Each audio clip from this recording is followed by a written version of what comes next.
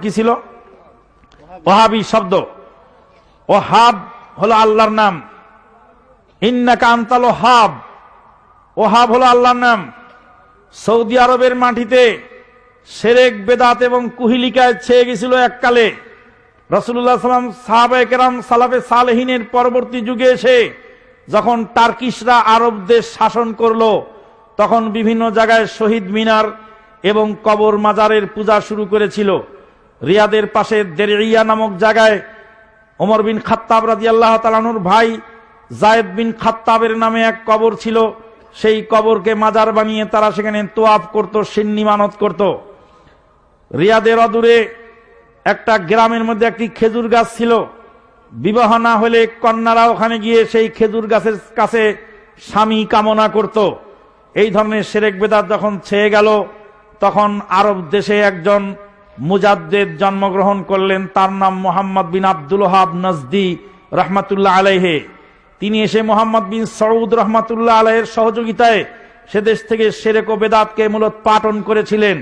শিরক ও বেদাত মূলোৎপাটন করার কারণে সেই আন্দোলনকে মুহাম্মদ বিন আব্দুল ওয়াহাব নজদির নাম অনুসারে মুহাম্মদী না বলে আল্লাহর নাম ওহাব অনুযায়ী ওহাবী আন্দোলন বলে ভারতবর্ষে যখন ইংরেজরা এদেশে ছেয়ে গেল, এদেশে ইংরেজদের সঙ্গে হিন্দুরা আপোষ করলো, বেদাতিরাও আপোষ করলো।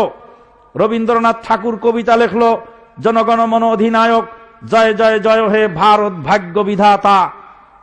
ইংরেজকে যখন ভারত ভাগ্য বিধাতা বলে রবীন্দ্রনাথ ঠাকুর যখন উপাধি দিল, তখন বেদাতিরা তাদের সাথে হাত মিলিয়ে ইংরেজদের গোলামি শুরু করে দিল।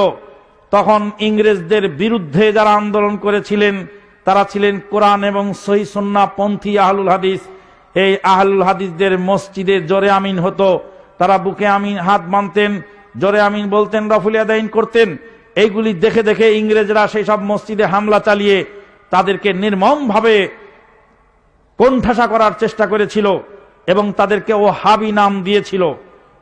এখনো আমাদের দেশে যারা শিরক বেদাতের বিরুদ্ধে কথা বলে তাদেরকে ওহাবী বলা হয়ে থাকে, যদিও নামটা তারা গালি হিসাবে দিয়ে থাকে।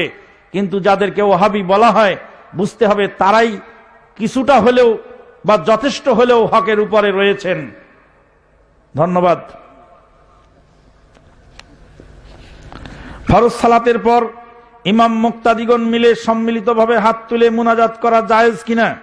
ফরজ সালাতের পর রাসূলুল্লাহ সাল্লাল্লাহু আলাইহি সাল্লাম সাহাবায়ে কেরামদেরকে নিয়ে এইভাবে সম্মিলিতভাবে হাত তুলে মুনাজাত করেছেন মর্মে একখানা সহিহ হাদিসও বিদ্যমান নাই। বিধায় এটা জঘন্য বেদাত, এটা চরম অন্যায় কাজ, এটা অচিরেই ছেড়ে দেওয়া উচিত। দুঃখজনক হলেও সত্য, চিটাগাং হাটহাজারী মাদ্রাসার প্রধান মুফতি জনাব মুফতি ফয়জুল্লাহ, উনি আছেন না বিদায় রাহিমাহুল্লাহ রাহমাতান ওয়াসিআন, মুফতি ফয়জুল্লাহ রহমাতুল্লাহ আলাইহি, তিনি এই মর্মে চমৎকার একখানা বই লিখেছেন। আপনারা বইখানা পড়ে দেখুন। যারা দেওবন্দি আকীদায় বিশ্বাসী বা দেওবন্দি মাসলাকের অনুসারী তাদেরকে অনুরোধ করব যে আপনাদের মুফতি সাহেবের লেখা বইখানা পড়ে দেখে এই জঘন্য বেদাতটা ছেড়ে দেওয়ার চেষ্টা করুন। আল্লাহ পাক আপনাদেরকে তৌফিক দান করুন।